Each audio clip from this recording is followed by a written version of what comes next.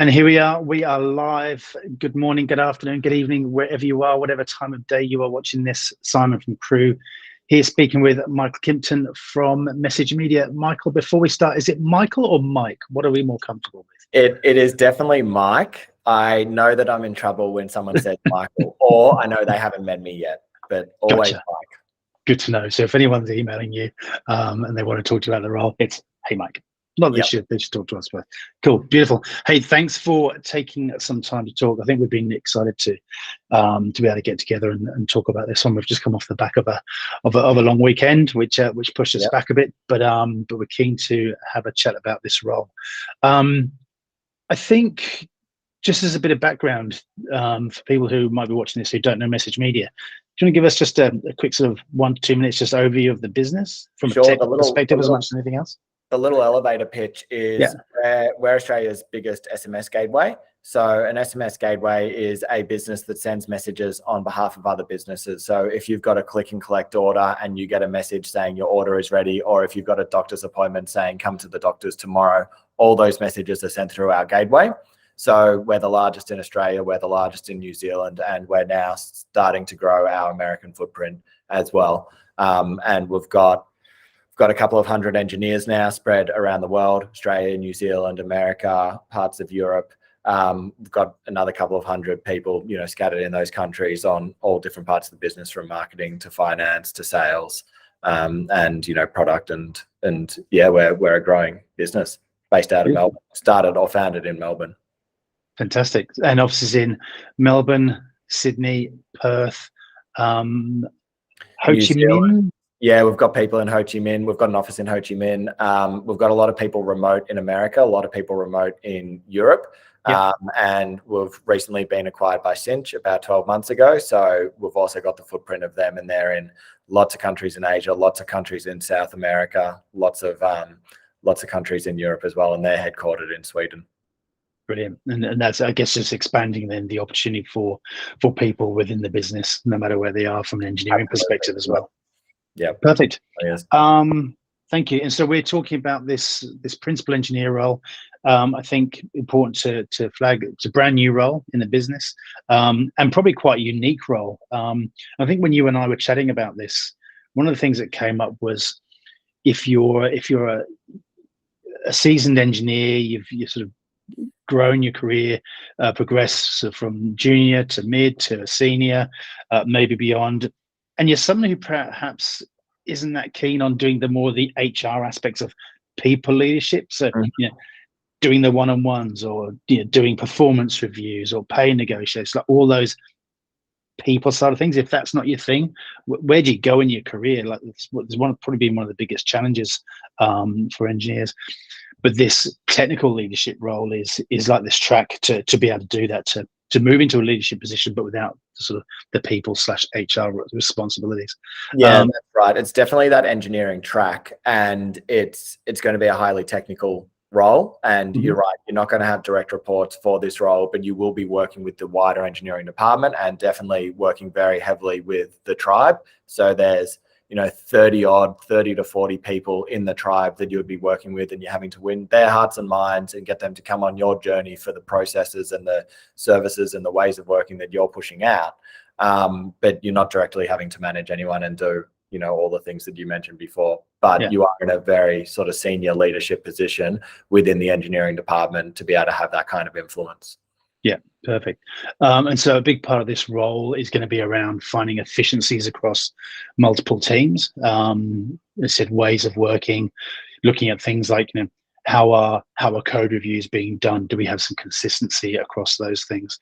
Looking at the product roadmap, and then think about how our architecture is put together now, and will that support the things that we know are coming up and that the teams are going to be asking to be getting built? Do you want to just talk a little bit more about that? Yeah, definitely. So it is driving that technology vision within the tribe and contributing to the technology division of the department. And then exactly what you said. So we'll be looking at things like our product roadmap and understanding how we can build things efficiently, how we can architect them. We could throw lots of people at a solution and have 50 engineers building one thing, or we could be smart about it and build in a specific way using a principal engineer's mindset and understanding a better way to carve up that piece of work, a better way to architect it, a better way to plug it into our system, so we're not just reinventing the wheel. And that's where we want the principal to come in and be able to say, this is how we can build it smarter, this is how we can scale better, these is, you know, what benefits we're going to have if we build something this way.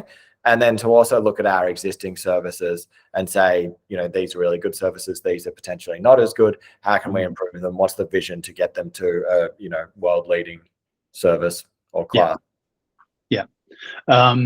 So to me, it's a role that's got multiple ways to make an impact on the business, kind of at a people level, but then also at a sort of macro, the way that we build, the way that technology operates within the business as well.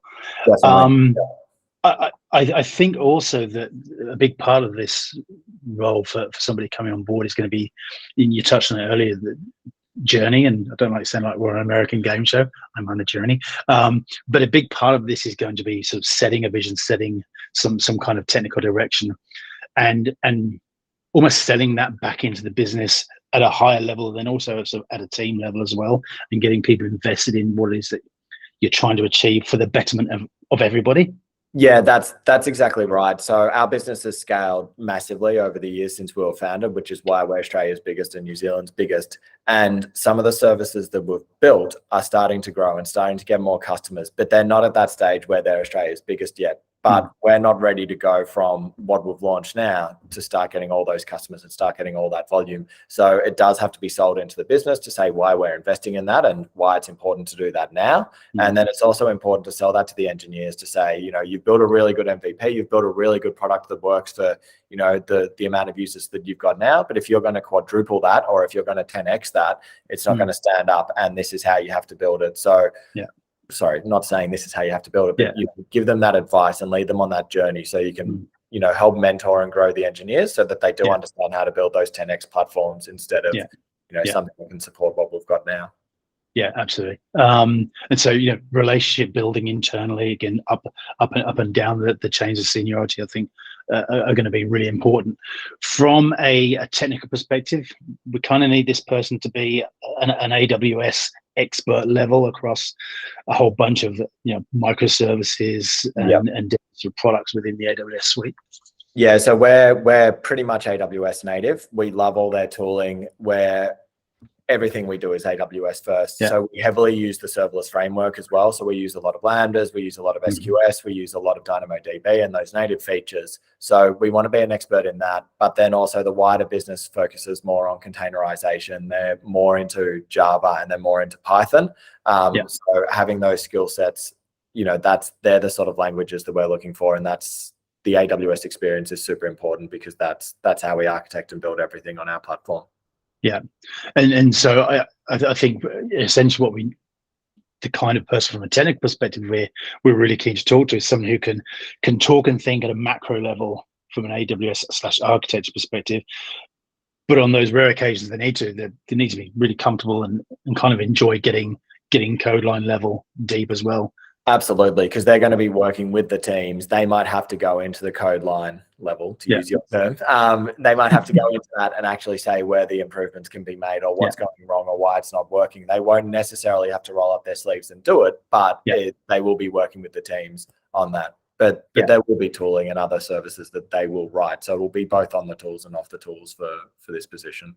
Yeah, and I think a big part of that is going to be around them building credibility within those engineering teams that they're trying to influence as well, right? That's right, and it is a tribe position, so they're not going to be sitting in an individual team, but they'll be working across all the teams in the tribe, and then they'll be working with the other principal engineers in the other tribes to you know, form department level goals and visions.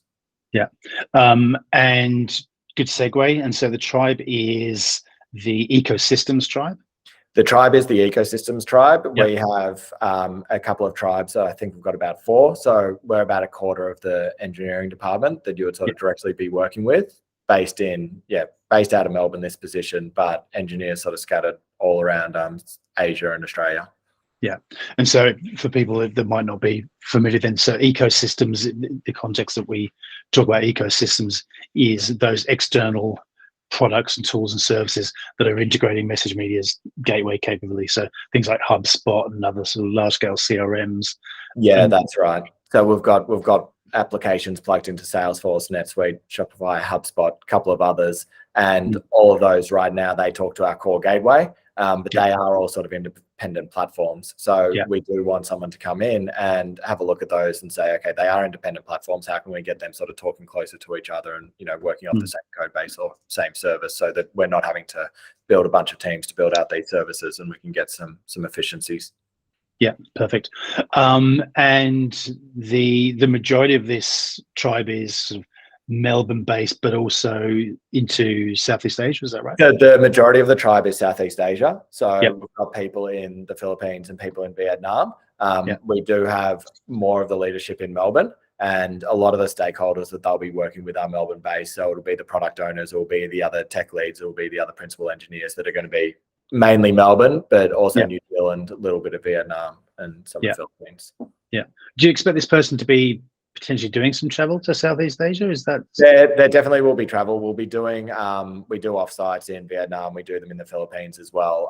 We get the engineering teams together. We did a lot of it pre-COVID. I haven't done as much of it now post-COVID, because it's still a bit hard. Different countries have different restrictions, but I don't see any reason why it wouldn't be on the cards. Yeah. Nice. And so ideally this person being Melbourne based, or the ability to get into Melbourne. I know across the business we're still doing the hybrid thing, and I think you're doing like a couple of days a week in the office and the rest from home. Yeah, I do a couple of days in the office. It's convenient to see some of the people. There's a couple of people that do full-time in the office. Majority of people are full-time remote, but it is a hybrid environment. So often you can stick your head in and you'll bump into someone and you can go have lunch and a coffee, and it's good to have that social interaction. Yeah, and sometimes people even take you like for steak and wine and that occasion as well. There's been people that have done that in the past. Yeah, be good to stay on the right side of those people.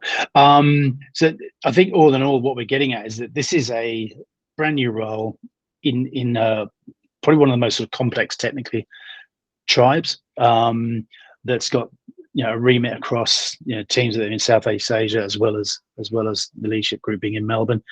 It actually sounds like a fun role, doesn't it, for somebody? It's going to be an awesome role, and definitely to your point earlier, having that leadership role without having to do the people management, it's a really good track, and it's a really good opportunity for those senior engineers that are ready to step into that next role, but they don't necessarily want to be a tech lead and manage people, or if they are a tech lead now and don't like the managing people, principal engineer is sort of the right path for them. Yeah, perfect. I think that's probably all we need to talk about. I think we could probably sit here and go on about it forever, but for anybody watching, there'll be a link to the job ad along with this video wherever you're viewing it. Feel free to hit me up for any more information. My details or the team's details will be attached as well. Mike, absolutely awesome to see you. Thank you so much. And here's to us finding some brilliant people for us to talk to. Perfect. Can't wait to meet them. Thanks so much. Cool, man.